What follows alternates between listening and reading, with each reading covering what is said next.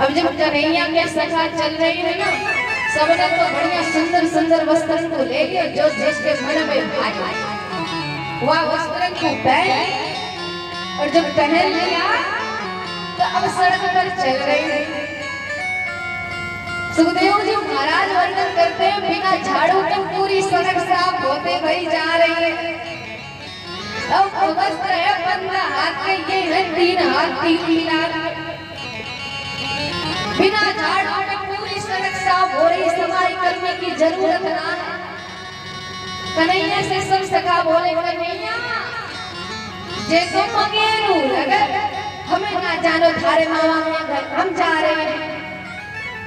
कन्हैया बोले, तरी को ऊपर उठाए, और जैसे ही सारे सखा ने अपना वस्त्र को ऊपर उठायो, अब ऐसे लग रहा है बिना हैंगर के सारे वस्त्र टंगे जा रहे हैं। प्रेम से बोलिए जय श्री कृष्ण। सामने से दर्जी ने देखा, दौड़ा दौड़ा आया, कृष्ण का भक्त था, कंस का सेवक था। उसने कहा, प्रभु कछु सेवा करें, हम आपके सखाने के वस्त्र को उनके साइज के कर देंगे, आप कहो तो कर दें। भगवान बोले, आपको काम भलो करे मामा जी, कर दे। अब दर्जी ने सब वस्त्र को नाप लियो, जितने सखा सबको नाप लियो, और भगवान की साइज के वस्त्र को पहना दिए। अब सारे सखा बोले, कन्हैया अब तो पूरे मेला में राजकुमार हम ही दिखेंगे, कंस महाराज के भांजे हम ही दिखेंगे। सब बड़े प्रसन्न हो गए। भगवान ने देखा ब्रजवासी प्रसन्न है, या दर्जी के लिए भगवान बोले, दर्जी देखो भैया, आपने हमारे ब्रजवासियों को प्रसन्न किए हैं, या जो इनाम चाहिए सो मांग। दर्जी को धोबी वाली बात याद आ गई। मन में सोचा, जो इनाम धोबी महाराज को मिले हुए कहीं भाई को बात करना कर ले। ओ बोले, प्रभु हमें कछु ना चाहिए। भगवान और प्रश्न हो गए कि मांगने को कह रहे हो, ये कह रहे हो हमें कुछ ना चाहिए। भगवान बोले, कछु तो लेना पड़ेगा। ठीक है दर्जी भैया, आज के बाद हम आपको आशीर्वाद देते हैं, आप खूब फलो फूलो। और आधुनिक काल में तो देख रहे हैं दर्जी कैसे फल फूल रहे हमारा। जितना वो कपड़ों ना है, उससे ज्यादा उससे दुगनी को बाकी सिलाई है। सब भगवान को आशीर्वाद है, खूब बढ़कर फल फूल रहे हैं। भगवान आगे बढ़े, सुदामा माली के यहाँ गए। सुदामा भगवान का भक्त, उसने कन्हैया से कहा, कन्हैया थोड़ी सी सेवा हमको भी कर दे। कन्हैया ने कही, जो आपको मन में अच्छा लगे सो कर दे। सुदामा माली ने जितनी वस्त्र, जितने माला, जितने पुष्पहार बनाए थे, रात्रि में परिश्रम करके सबको टोकरी लेको आयो, और सबके गले में, सब सखाने के गले में माला को पहना दिया। बड़ो सुंदर है।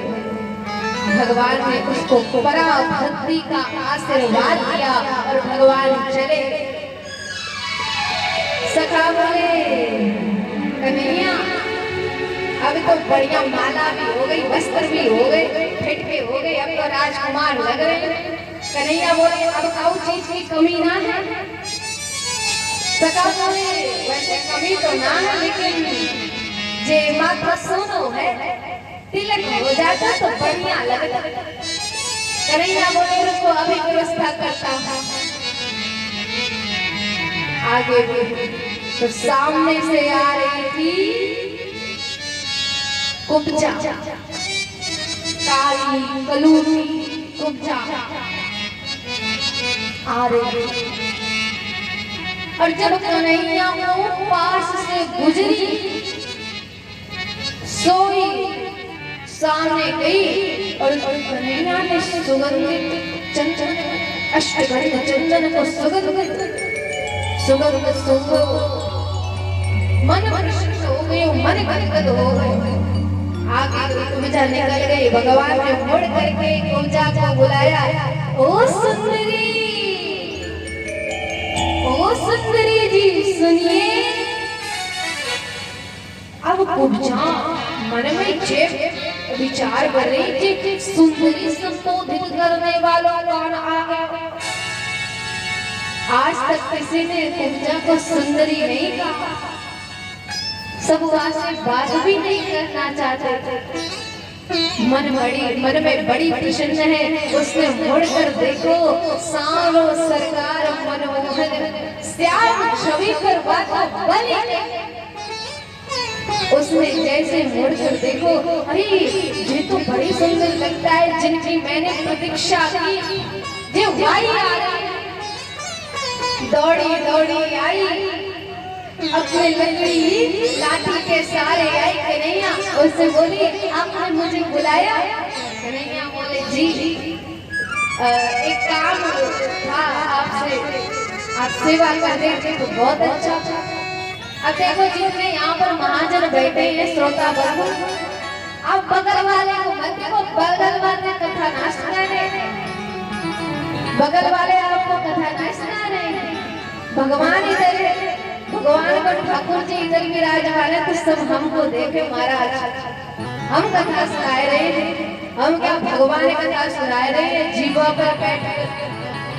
भगवान भी सोचे भाई कौन भी आई के आगे, जरा हम नहीं देखे। भगवान में उठ कर गए, बाप को बगल में बैठ गए ना, तो हो गई कथा। बोलिए जय श्री कृष्ण। तो सुखदेव जी महाराज कहते, परीक्षित कुब्जा आई लठिया के सहारे, बोली आपने हमें बुलाया? कन्हैया बोले, जी अब बताओ क्या करें हम। कन्हैया बोले, आपके जो सुंदर सुपात है ना, वहाँ में बड़ा सुगंधित है, खुशबू आ रही हो, या चंदन सबको लगाए दो, हमारे सखाएं सबको लगाए दो। कुब्जा बड़ी प्रसन्न हुई, बार बार कन्हैया के स्वरूप को बलि बलि दे रही है, बलाइयां ले रही है, और सब सखन के चंदन माथे पर तिलक सुंदर से विराजमान करके कन्हैया के पास आई। भगवान बोले, बहुत बहुत धन्यवाद। अब आगे भगवान चलने को भाई, कुब्जा भी इधर चलने को भाई। इतने में सखाओं ने कहा, जा कन्हैया थारो जैसा हरामी ने कतई ना देखे।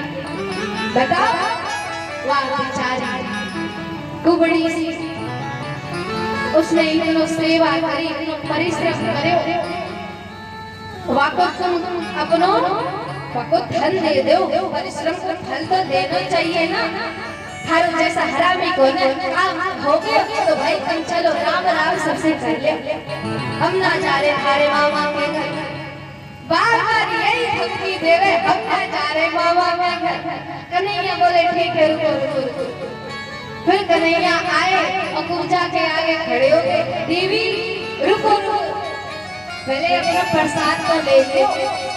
कुब्जा बोली, कहा।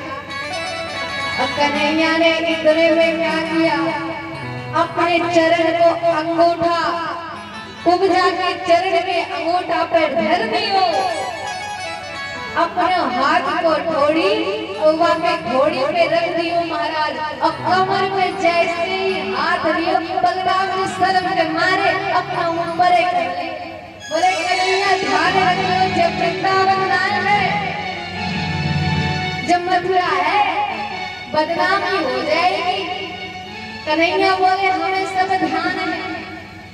इतने में ब्रजवासी बोले, कन्हैया बात कुछ भी हो, तुम दोनों टेढ़ा टेढ़ी की जोड़ी बड़ी सुंदर लग रही है। देख, यहाँ भी 3 जगह से टेढ़ी, तो भी 3 जगह से टेढ़ा, बढ़िया सुंदर जोड़ी है। तू भी सांवला, ये भी सांवली, दोनों की जोड़ी खूब जमेगी। इतनी बात ही कर रहे थे, सारे सखा हंसने लगे। इतने में कन्हैया ने कब झटका मार के कुब्जा को परम सुंदरी नारी बना दियो, गाँव को पता ही ना चले। अब तो झम झम झम छबीली नारी बन गई वो तो नाचती गई, कन्हैया को परिहारी गई। कन्हैया से बोली कन्हैया आप हमारे घर पर कभी पधारो। भगवान बोले अभी तो हमें अपना कर्म करने में अपनी लीला करनी है। हाँ आप यहाँ जरूर पधारेंगे। भगवान आगे बढ़े। सुखदेव